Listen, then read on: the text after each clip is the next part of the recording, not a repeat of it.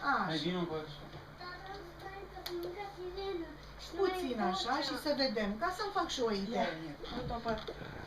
Depinde acum, mai era loc, că bisericile nu veni așa aproape. Da-aia zic, asta e. Aici devine de rău, avem să zicem că avem 3 lumini, 3 becuri. Nu trebuie să stai așa aproape. Vorbești, nu vorbește. Hai, vorbește cu Mircea. Stai și poți. Am prins-o pe ea dacă vine aproape. Uite cum se ridică, uite. Iubita. Acolo, mami, ia, hai să râdem puțin, hai.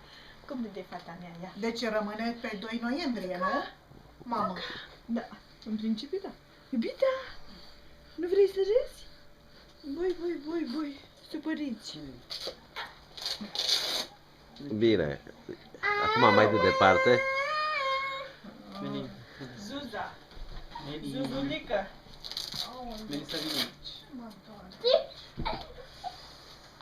Și acum o să filmăm și altă ceva. Meli, Uite-te la Mircea puțin. fă cu mâna. Nu te strâmba. Stai.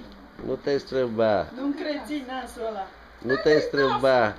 Nasul ăla, nu ți-l încreți.